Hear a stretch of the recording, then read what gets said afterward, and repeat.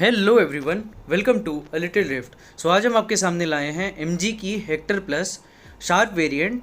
और इसमें 2 लीटर का टर्बो चार्ज डीजल इंजन आता है जो कि मैक्सिमम पावर प्रोड्यूस करता है 167 bhp की, जो कि है शायद से 3750 RPM पे। Yes exactly.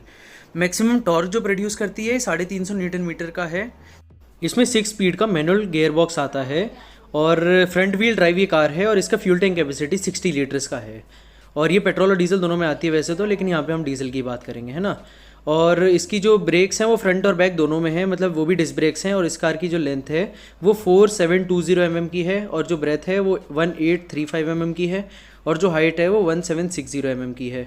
और इसमें जो सेफ्टी फीचर्स आते हैं वो है ABS, EBD, brake assist, ESP, hill hold control, traction control, engine immobiliser, 6 airbag with 2 curtain driver and passenger airbag, है ना। और टायर प्रेशर मॉनिटरिंग सिस्टम भी आता है इसमें।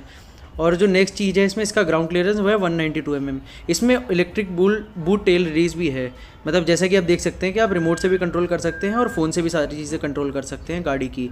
और सारी डायग्नोसिस जो भी हैं वो सब फ़ोन पे आते हैं।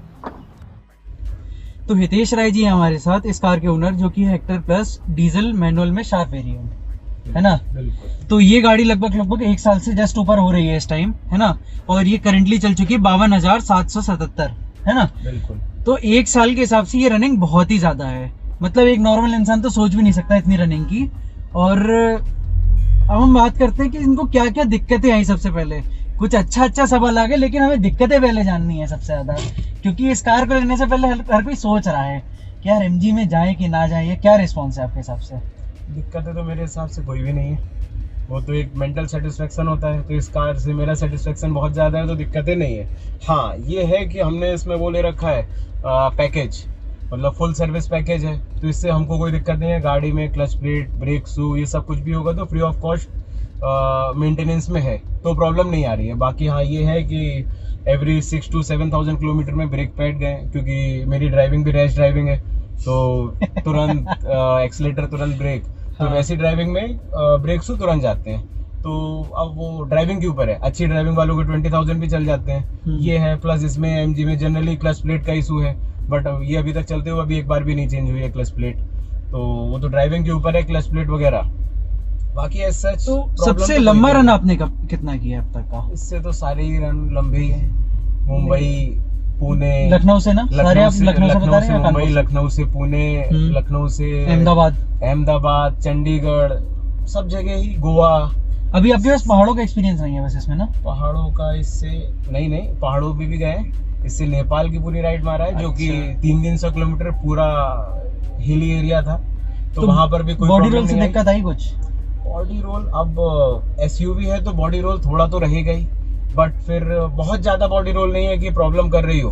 मतलब 100 की स्पीड पे भी अगर हैवी कर्व है तो उसमें गाड़ी इजीली टर्न हो जाती है, बॉडी रोल की प्रॉब्लम नहीं आती है। तो इससे ज्यादा क्या चाहिए? सेडान में 120, 130 पे भी प्रॉब्लम नहीं आती है, तो बहुत मेजर कोई प्रॉब्लम नहीं आ रही है।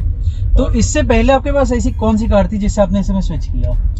इससे पहले स्विच अब रेगुलर कौन सी चलाते थे, मतलब इससे पहले रनिंग में अभी भी सियाज है, ठीक है। तो सियाज से SUV में आए। इस गाड़ी में सबसे मेन फीचर है जो कि अब इस समय SUV 700 देना स्टार्ट कर रही है। बाकी अभी तक इसके कंपटीशन में, जिस टाइम पे 1 साल पहले की बात करें, तो कोई और गाड़ी ऐसी थी ही नहीं जिसके पास ये सारे फीचर अवेलेबल हो। जैसे आज भी 360 कैमरा, तो अब जाके गाड़ियों में लॉन्च होना स्टार्ट हुआ है।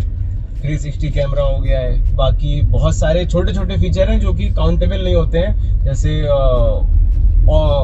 ऑटो वाइपर हुआ, ऑटो लाइट्स, और छोटे छोटे ऐसे फीचर हैं जो कि आपको day to day. Ventilated seat की कमी आपको कितनी महसूस होती है? वेंटिलेटेड सीट की कमी अब नहीं है, तो कमी इसलिए नहीं महसूस हो रही क्योंकि इससे पहले किसी गाड़ी में नहीं थी, तो ऐसा नहीं कि आदत हो गई है और नहीं है तो दिक्कत है। हाँ, ये जरूर है कि अगर आदत हो जाएगी तो लगेगी, बट AC की कूलिंग अच्छी है, तो ऐसा नहीं होता है कि स्वेट हो जाए पीछे से। तो वेंटिलेटेड सीट वहाँ मारुति कार में मुझे ज्यादा नीड लगती है कि वहाँ पर क्या AC की क्वालिटी उतनी अप टू मार्क नहीं रहती जितनी इसमें है। जैसा कि मैं देख सकता हूँ आपकी गाड़ी इस समय एकदम स्टॉक कंडीशन में, अपना कोई काम भी नहीं कराया इसमें, है ना? कुछ भी काम नहीं कराया। तो MG ने जो पार्ट्स ऑफर किए हैं, जो इंटीरियर ऑफर किया, आप उससे सेटिस्फाइड है? बिल्कुल, कोई मुझे ऐसी जरूरत लगी नहीं कि मैं उसमें क्या ऐड ऑन करूं। प्लस सेकंड पॉइंट, MG के सेल्स इतनी ज्यादा नहीं है, तो उस वजह से इसके आफ्टर मार्केट एसेसरीज वगैरह अवेलेबल है ही नहीं। अच्छा। तो कुछ चीजें मैंने ट्राई किया था कि मैं भी जानकारी लूं कि मिलेगा क्या, तो ऐसा सच कुछ एसेसरीज मिलती नहीं है। क्रोम वगैरह जो आउटर में लगे हैं वो हमने एमजी से ही परचेज किया था। तो बाहर से कुछ भी एक भी डिलीवरी कैसी थी एमजी की? डिलीवरी बहुत ही शानदार थी। मुझे तो जिस दिन बुक किया था उसके नेक्स्ट टू नेक्स्ट डे गाड़ी अवेलेबल थी। अच्छा। तो मुहूर्त था, 3 दिन में गाड़ी मिल गई। अच्छा। तो कोई प्रॉब्लम नहीं हुई। और सर्विस भी बहुत ही बेटर है। विद इन 2 आवर्स सर्विस करके मुझे तो मिल जाती है, चाहे लिंक अच्छा हो चाहे कुछ भी, फोन करके कंफर्म करके जाते हैं तो गाड़ी दिया और 2 से 3 घंटे में गाड़ी मिल जाती है। एक बहुत छोटी सी बात पूछना चाहूंगा मैं आपसे, जो कि मैटर करती है। जब आप इस गाड़ी को ले रहे थे तो ये गाड़ी कितने की थी विदाउट आप कोई भी एसेसरी, बिना किसी चीज के? ये टॉप वेरिएंट था मैनुअल में, 1,80,000 समथिंग का था। ठीक है। और आपने जो पैकेज लिया था वो कितनी कॉस्ट करता था? पैकेज 1 लाख रुपीस का। तो उस टाइम हम लोग की भी बात चल रही थी जब ले रहे थे, तो हम लोग को ये पैकेज का अमाउंट बहुत ज्यादा लग रहा था। हाँ। है ना? तो फिर एकदम से आपने क्या सोचा, या मतलब क्या सोचा कि आपने परचेज कर लिया ये पैकेज? अपनी अपनी ड्राइविंग के ऊपर होता है। मुझे पता है कि मुझे गाड़ी को रैश ड्राइविंग करना है, प्रॉपर यूज करना है। मुझे उसको संभाल के रख के बंद करके नहीं रखना। मुझे कहीं भी जाना है, कुछ भी करना है। अब मैंने जो पैकेज लिया हुआ है वो मे बी 75,000 या 1 लाख किलोमीटर वाला है। ठीक है। सेकंड पैकेज है ये? नहीं, फर्स्ट पैकेज ही है। अच्छा। तो उस पैकेज में क्या है कि अब मैं रिलैक्स हूँ। अब गाड़ी में कुछ भी होगा, कैसे भी होगा, सब कुछ इंक्लूडेड है। तो अगर क्लच प्लेट जाएगी, कोई प्रॉब्लम होगी तो रिलैक्स है। और रिलैक्स होना ज़्यादा जरूरी है, जैसे कि आप गाड़ी को मैक्सिमम यूटिलाइज कर लेते हैं। और अगर पैकेज नहीं होता है तो आपको कुछ भी करना है तो डर लगता है कि क्लच प्लेट ना चली जाए। तो इसमें क्या, कहीं भी ले जाने में डर नहीं होता है और गाड़ी को हम मैक्सिमम यूटिलाइज कर लेते हैं। क्योंकि डर नहीं होता है तो यूज कर लेते हैं। अगर गाड़ी में पता है कि अगर हम व्हीली करेंगे, स्पिनिंग करेंगे तो क्लच प्लेट चली जाएगी, इसमें मुझे कोई डर नहीं होता है। चाहे जैसे कैसे भी चलाओ, कोई प्रॉब्लम नहीं हो रही है, तो अच्छी है। नेक्स्ट क्वेश्चन आपसे ये है कि आप लास्ट रो में आपने सबसे ज्यादा सफर किया, जितना मुझे बाकी सुनने में आया कि आप बहुत ट्रायल लेते हैं लास्ट रो का। बिल्कुल। तो लास्ट रो में आपको क्या मजा लगा? मतलब मुझे तो थोड़ा कंफर्ट कम लगा अगर देखा जाए। कंफर्ट कंपैरेटिव टू, अगर इस सेगमेंट में बात करेंगे एसयूवी सेगमेंट में, तो अपने पास अब 3-4 गाड़ियां हो गई हैं। तो उनमें कंपैरिजन करेंगे तो लगभग सब में सीटिंग कैपेसिटी सेम है। तो बहुत ज्यादा कंफर्ट तो किसी की भी लास्ट रो में नहीं है। तो जैसा सब में है तो वैसा ही इसमें है। मुझे एसएस 2 लोग में तो प्रॉब्लम नहीं होती है कंपैरेटिव कि किससे आप कंपेयर कर रहे हैं। अगर इनोवा की लास्ट सीट लेंगे, अर्टिगा की लेंगे, एमपीवी व्हीकल की लेंगे तो उसमें बहुत कंफर्ट है। इसमें क्या है, प्रॉपर एसयूवी में अगर आप जाएंगे तो मैं फॉर्च्यूनर की भी बैक सीट में बैठ के ट्रेवल किया हूँ, तो लमसम यही कंफर्ट है। तो मतलब कंफर्ट के लेवल में मुझे अप टू मार्क लगी है। ठीक है। हाँ, लेकिन वो कंपैरिजन किससे कर रहे हैं ये बहुत मैटर करता है कि क्या है। इसकी सेगमेंट की जो भी गाड़ियां उससे आपको मतलब हाँ, ठीक ही ठाक लगा, मतलब इक्वल है लगभग। बिल्कुल। तो आपने कौन सी गाड़ियों का ट्रायल किया था जब आप ले रहे थे, मतलब इससे जब आप कंपेयर कर रहे थे? मेनली हेक्टर प्लस से। मुझे ट्रायल की जरूरत पड़ी नहीं, क्योंकि जितने फीचर ये ऑफर कर रही थी, प्लस एमजी का नाम, एमजी आज की नहीं है, बहुत पुरानी कंपनी है। जिसको पता हो वो वेरी मच नोन होगा कि 100 ईयर ओल्ड कंपनी है। ठीक है। और अलग अलग बैचिंग में अगर आप ट्रेडिशनल गाड़ी देखेंगे ना तो वो मॉरिस गैराज की है। अगर आप गूगल करेंगे तो बहुत पुरानी कंपनी है। तो वो तो था, लेकिन प्रॉब्लम थी कि एक चाइनीज कंपनी है। थोड़ा चाइनीज कंपनी के टर्म्स में थोड़ा प्रेफरेंस कम थी, बट जो फीचर ऑफर कर रही थी ना तब थी, और आज भी कह सकते हैं अब तो देना शुरू किया है। मतलब अगर आज के हम 1.5 साल पहले बोलेंगे तो टोटल मेरे पास इसके कंपटीशन में उस समय सफारी भी नहीं लॉन्च हुई थी, एक्सयूवी 700 नहीं थी। तो इसके कंपैरिजन में एक ही गाड़ी थी, कौन सी थी उस समय? अल्ट्रोज G4 थी आपके पास, मुझे याद है। नहीं, वो तो 30 लाख में थी ना। हाँ, 30 लाख के सेगमेंट तो नहीं थी। एक इसके कंपैरिजन में इनोवा ही थी। मतलब मुझे अगर 7 सीटर सेगमेंट में जाएंगे तो 20 लाख के लमसम, क्योंकि मुझे चाहिए थी 7 सीटर, तो इनोवा वो एमपीवी आ जाती है। ठीक है। तो एक्सयूवी लुक में अगर गाड़ी है तो इकलौती यही बच रही थी। और इसमें जो फीचर ऑफर कर रही थी, तो फीचर इसके पास डिस्प्ले का साइज बहुत बड़ा, इंडियन का कंज्यूमर होने की वजह से सबको पता है कि अपीलिंग ज्यादा होनी चाहिए ये गाड़ी। इस गाड़ी का इंटीरियर ऐसा था कि गेट खोलते साथ बहुत ही अपीलिंग है। 10 इंच का इंफोटेनमेंट सिस्टम मिलना, ठीक है, फुल फोन से कनेक्टेड गाड़ी, प्लस कारटेक फीचर्स है, मतलब सारे कारटेक सारे फीचर है। प्लस इन्फिनिटी का म्यूजिक सिस्टम ने क्या सपोर्ट दिया, मतलब आप तो बहुत ही अच्छा है। मतलब म्यूजिक सिस्टम तो नो डाउट इन्फिनिटी है, JBL का ही प्रीमियम सेगमेंट है, तो बहुत ही अच्छा है, कोई डाउट ही नहीं। आप भी सुनेंगे तो वो ऐसा है कि आवाज फटती ही नहीं है। तो इन्होंने हर चीज में पैसे डाल रखे हैं, तो कोई प्रॉब्लम नहीं है। एक जो मुझे चलाने में दिक्कत फील हो रही है, इसका क्लच बहुत ही ज्यादा हार्ड है। मतलब बहुत ही सुपर हार्ड है, मतलब कहते ट्रक चल रहा है। क्लच हार्ड अगर हम बात करेंगे तो अगर आप एसयूवी उठाइए कोई भी, तो मोर और लेस सारी एसयूवी का हार्ड है। अब इसके क्लच में क्या है कि ये अब इस समय क्लच की कंडीशन ये हो गई, क्लच प्लेट चेंज होने का टाइम चल रहा है, ठीक है, अभी तक जब चेंज हुई नहीं है तो क्लच प्लेट चेंज होना है। हाँ, ये जरूर बोलेंगे अगर आप सेडान से स्विच करेंगे तो सेडान से इसका डबल हार्ड है, और इसीलिए इसमें लोगों की क्लच प्लेट खराब होती भी है, क्योंकि क्या है, जिसकी आदत नहीं है उसको प्रॉब्लम होगी। हाँ, इस गाड़ी में एक मेजर प्रॉब्लम है कि इसकी ड्राइविंग स्किल्स जो है बाकी गाड़ियों से काफी डिफरेंट है। मतलब इन्होंने तो क्या बहुत ही लोगों को गाइड किया हुआ है, जिसको मुझे भी क्या था कि जब गाड़ी परचेज किया है ना, उस समय उन्होंने ऐसा कुछ भी नहीं बताया।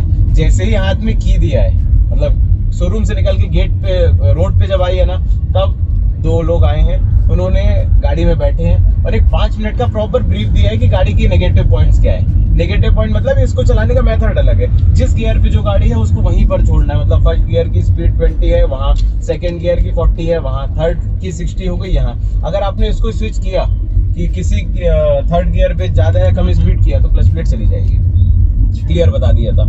और इवन शुरू में 1-2 बार मुझे भी प्रॉब्लम आई, तो जो क्लच प्लेट इस बर्निंग की जो स्मेल है वो गाड़ी के अंदर तक आ जाती है। जब आप गोवा में थे, हाँ, गोवा में तो मेरी उसमें सैंड में भी फंस गई थी गाड़ी, तो इसकी क्लच प्लेट जो है तुरंत स्मेल करने लगती है हल्के से ज्यादा प्रेशर के बाद। बाकी इसमें टॉर्क बहुत ज्यादा है, तो क्लच इसलिए हैवी है, टॉर्क बहुत है। तो ये है कि सबके लिए नहीं है। आदमी एक बार टेस्ट ड्राइव ले, अगर वो कंपेटेबल है कि ये थोड़ा पेन लेके हम गाड़ी चला लेंगे तो ही ले, और वैसे अब तो जरूरत नहीं है। मैं भी अब नहीं सजेस्ट करूंगा, उस टाइम के लिए ठीक थी। आज की डेट में इसके सेगमेंट में XUV 700 अपना इंडियन ब्रांड है और सारे फीचर ऑफर कर रहा है। थोड़ा इससे महंगी है, लेकिन फिर वो एडास वगैरह भी दे रहा है, तो अब तो उस समय के लिए ये बेटर थी। बैक में आपको अब 1 साल नहीं, आपको 6 महीने पीछे लेके जाता हूँ। 6 महीने भी क्या, गोवा ट्रिप के बाद, मतलब जब आपने गाड़ी ली थी उसके जस्ट बाद आपने गोवा की ट्रिप ली, है ना?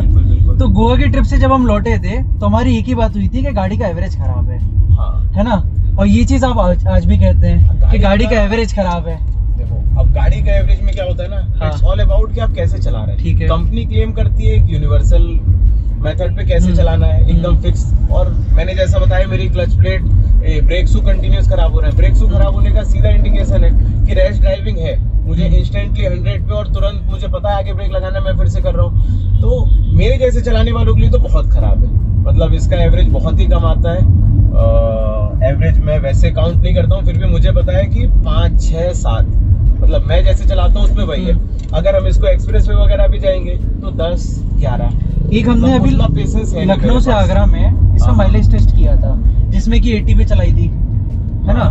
तो हमने देखा था कि ये 9 से 10 का माइलेज निकाला इसने, है ना? जब हमने 80 पे चलाई कंटिन्यूअस, तो कुछ ऐसा फील नहीं हुआ कि 9-10 भी कम है इसके हिसाब से? मतलब when you are driving it in 80, तो मतलब 9-10 का माइलेज निकालना थोड़ा सा गलत वाली बात है। जब मैंने लिया है तो मैंने एवरेज को सोचा ही नहीं है, एवरेज सेकेंडरी कर दिया है कि एवरेज नहीं देख रहे हैं। हाँ, एवरेज वैसे अच्छा। मेरा जो मेरे फ्रेंड के पास है वो इसी व्हीकल से उसने बताया 17 का निकाला है उसने, और जबकि कंपनी क्लेम कर रही है 14। उसने मुझे 2 बार ट्रायल लेके बोला है 17 का गाड़ी देती है, निकालो। उसके पास हेक्टर प्लस नहीं है, हेक्टर है। अच्छा, डीजल तो उसने मुझे पूरा, हाँ डीजल, उसने डीजल में 17 का निकाला है। तो मैं हार्ड एंड फास्ट ये नहीं कहूंगा, क्योंकि मैंने भी बहुत पेन लेके एवरेज निकालने की कोशिश नहीं करी है। अच्छा। अगर मैं ट्राई करूंगा, हो सकता है कि जितना मैं कह रहा हूँ उससे 1-2 रेटिंग ज्यादा आ जाएगा, लेकिन हाँ एवरेज उतना अच्छा नहीं है। और फिर चलाने के ऊपर होता है। एवरेज इज ऑल अबाउट कि आप कैसी ड्राइविंग कर रहे हैं, ड्राइविंग स्किल्स के ऊपर है। तो जिसको एवरेज निकालना है वो निकालेगा। कैप्टन सीट्स का कैसा फील है आपके साथ? कैप्टन सीट बहुत ही अच्छी है, सीट्स का कंफर्ट, सारी सीट्स बहुत अच्छी है, तो बहुत ही ज़्यादा सेटिस्फाइड है। कैप्टन सीट मेरी प्रायोरिटी कैप्टन सीट थी उस समय, और कोई गाड़ी थी नहीं। आज की अगर हम 1 साल पहले बोलेंगे तो कैप्टन सीट में गाड़ियाँ थी ही नहीं। इस सेगमेंट में सारी जितनी गाड़ियाँ लॉन्च हुई हैं ये सारी इसके बाद ही हुई है। अब इस सेगमेंट में 4 से 5 गाड़ियाँ हो गई हैं। उस टाइम पे XUV में एक ही गाड़ी थी, सिंगल गाड़ी उस समय लॉन्च हुई थी, तो ऑप्शन था ही नहीं 7 सीटर में।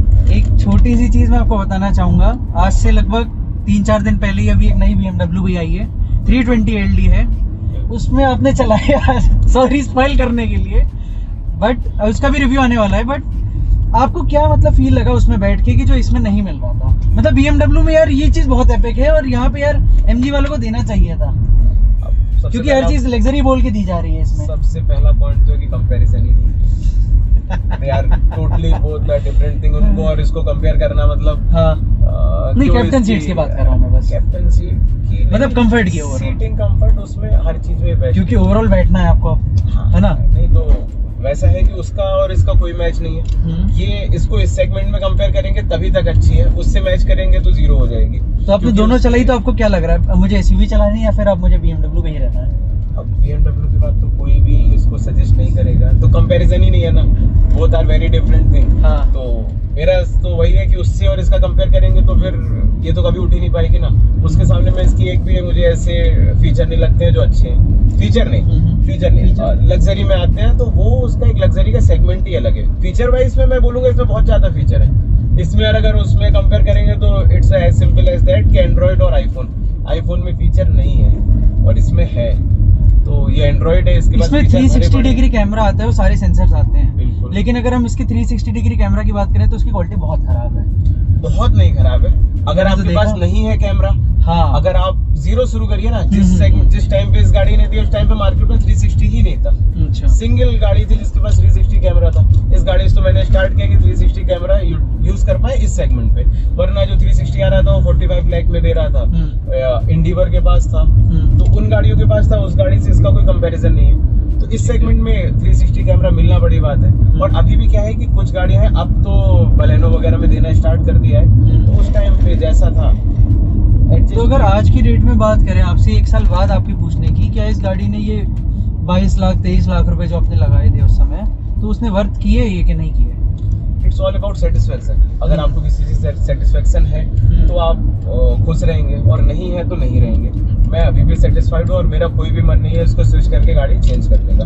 इट्स नॉट ऑल अबाउट कि फंड का लॉस है, बट मैं सेटिस्फाइड हूँ। मुझे जो इसमें 360 कैमरा मिल रहा है उससे भी मैं अप टू मार्क सेटिस्फाइड हूँ, क्योंकि मुझे आदत बिना 360 कैमरे की भी है। उसके बाद मुझे फीचर मिल रहा है तो बहुत ही क्लियरली विजिबल होता है। 360 कैमरे का उतना यूज होता है कि कोई ऑब्स्टिकल आ रहा है कि नहीं आ रहा है। ऑब्स्टिकल की क्लियरिटी आई कैन से कि उतनी क्लियरिटी नहीं है, बट चलाने के लिए, ड्राइविंग के लिए सफिशिएंट है। जहाँ पर फीचर मार्केट में कोई दे ही नहीं रहा था तो इन्होंने दे दिया। मतलब मैंने तो कंपैरिजन इसको किया है कि लग्जरी सेगमेंट अगर हम उठा लेते हैं, रेंज रोवर की वेलार और स्पोर्ट्स, वो वाले सारे फीचर इसमें कॉपी कर दिए। मतलब मैंने कंपैरिजन किया हुआ है कि उसके सारे फीचर इसमें कॉपी हैं और कोई भी डिफरेंस मुझे मिला ही नहीं है। तो उन्होंने उस फीचर्स को इसमें कॉपी कर रहे हैं, तो अब थोड़ी कॉस्ट कटिंग में तो होगी। तो ऐसा नहीं होगा कि आपको हर चीज़ एकदम अप टू मार्क मिले। हाँ, ये है कि जब इसका फेस लिफ्ट आएगा तो बेटर होगी, लेकिन जब तक में मार्केट अब इतना ज़्यादा कैप्चर हो गया है कि इतना एमजी आगे नहीं निकलेगी। जब इसके और प्रोडक्ट मार्केट में आएंगे तब कुछ होगा। तो आज की डेट में आप अगर फिर से लेना चाहें इसको तो आप चूज करेंगे या फिर आप XUV 700 पे जाएंगे? आज की डेट में तो XUV 700 पे ही जाएंगे, क्योंकि सबसे मेन प्रायोरिटी मुझे 700 में इंडियन ब्रांड है। तो पर्सनली प्रेफरेंस रहती है इंडियन ब्रांड, लेकिन तभी तक जहाँ तक कि अपना लॉस नहीं हो। तो महिंद्रा हुआ, सफारी हुआ, टाटा हुआ, तो ये इंडियन ब्रांड है, तो पहली प्रेफरेंस इंडियन ब्रांड में। थोड़ा प्लस माइनस चलेगा तो उनका सेगमेंट का प्रोडक्ट भी। अगर कोई एक इंसान जो इंडियन ब्रांड नहीं देख रहा है, मतलब उसके लिए सब कॉमन है, चाहे वो चाइनीज हो चाहे कुछ भी हो, तो उसके हिसाब से कैसा है? उसके हिसाब से मैं तो अभी सजेस्ट अब नहीं करूंगा, क्योंकि जो ये सारे फीचर हैं वो उसमें मिल रहे हैं XUV 700 में, प्लस एड ऑन फीचर भी मिल रहे हैं। ऐसा कौन सा फीचर है जिसके लिए उसको MG लेनी चाहिए बाकी सारी गाड़ियों? कौन सा फीचर है इस टाइम आपके हिसाब से लग रहा है? फीचर में कुछ फीचर अभी भी इसमें है, जैसे इसकी बूट जो है वो ऑटोमेटिक है। हाँ। शायद 700 में नहीं है 700 में नहीं है। प्लस इसका मुझे इंफोटेनमेंट सिस्टम अभी भी प्यारा लगता है 700 से। क्या इसमें लैग किया कभी? मुझे लैग नहीं किया, मैं अच्छा। आपके सामने कंपेयर दिखा सकता हूँ। Hello MG, I'm here. Please close sunroof. Sunroof is closed. Close है। Hello MG, Hi, how can I help? Please open sunroof. मुझे टिल्डेड लैग बिल्कुल नहीं फील हुआ। मैं इसमें कॉल कर लेता हूँ, गाने चला लेता हूँ, कोई भी प्रॉब्लम नहीं है। लैग करेगा तो आपके सामने। Hello MG, I'm here. Please close sunroof. वैसे मैं ये सब फीचर यूज करता नहीं हूँ, बट इट्स ऑल अबाउट कि लैग कर रहा है नहीं कर रहा है, तो मुझे प्रॉब्लम नहीं हो रही है, पर्सनली नहीं हो रही है। हाँ, अब वो है कि बहुत ज़्यादा अप टू मार्क मैं डिमांड कर भी नहीं रहा हूँ कि मुझे iPad वाली स्क्रीन नहीं मिल रही है, बिल्कुल प्रॉब्लम नहीं आ रही है। तो वैसी क्वालिटी नहीं है, लेकिन हाँ मैं सेटिस्फाइड हूँ कि मैंने जो लगाया है उस सेगमेंट में मुझे मिल रहा है, क्योंकि इतने फीचर कोई और ऑफर कर ही नहीं रहा है। बहुत इंपॉर्टेंट बात बतानी आप लोग को रह गई, जो कि थी इसकी हैंड ब्रेक, है ना। तो हितेश जी आपको बताएंगे ने क्या प्रॉब्लम फील करी सबसे पहले इसके साथ। पहली प्रॉब्लम तो ये कि टॉप मॉडल लेने के बाद भी मुझे ये हैंड ब्रेक मैनुअल वाला ऑप्शन मिला, जबकि इसके पेट्रोल वेरिएंट में पावर हैंड ब्रेक थी, 1 पोस्ट हैंड ब्रेक। तो ये प्रॉब्लम टॉप मॉडल लेने के बाद 22 लाख रुपए के बाद, जबकि सेम गाड़ी पेट्रोल मॉडल में ऑफर कर रही थी। Problem number 1। Second problem, generally hand brake जो है इस हाइट पे पूरा लग जाना चाहिए, बट इसका हैंड ब्रेक यहाँ तक लग रहा है। अप्रोक्स गियर नॉब के ऊपर जाके हैंड ब्रेक कंप्लीट हो रहा है, जो कि बहुत ही ऑकवर्ड है। डिसेंट अमाउंट होना चाहिए इतना, कि जो कि नॉर्मल मतलब सीट हाइट से इतना, ये यहाँ पर कंप्लीट हो रहा है, जो कि आई डोंट नो व्हाई इतना ऊपर पुश करने के बाद प्रॉपरली लगता है। एक अभी आपने बहुत प्यारी सी लाइन कही थी कि मुझे कैसा लगता है इसके हैंड ब्रेक लगाते समय। बहुत ही ऑकवर्ड सा फील होता और है। थोड़ा सा है वैसे, मतलब जो आपने एग्जैक्ट वर्ड थे वो बताइए जरा। वो तो क्या फिर क्या फील आया? वो तो फिर हमारे वीडियो में दोबारा देख के व्यूअर्स को दिख जाएगा, सुनाई भी दे जाएगा। मैं आपको बताता हूँ इनने का कि हमको ऐसा लगता है कि हम जब यहाँ से यहाँ पे आते हैं तो लगता है हम ट्रक चला रहे हैं। हाँ, ये तो फील है, मुझे एक टेम्पो का फील आता है, जो कि एक एसयूवी में बिल्कुल एक्सपेक्टेड नहीं है। It is just like I am driving like something heavy, big vehicle like tempo, truck, something like that. Rest all जो सबसे मेन है वो है स्टोरेज स्पेसेस। मतलब यहाँ पर कहीं पर भी ऐसी स्पेस नहीं है जहाँ मैं अपना प्रॉपरली फोन रख पाऊँ, मतलब ना ही राइट साइड ना ही लेफ्ट साइड।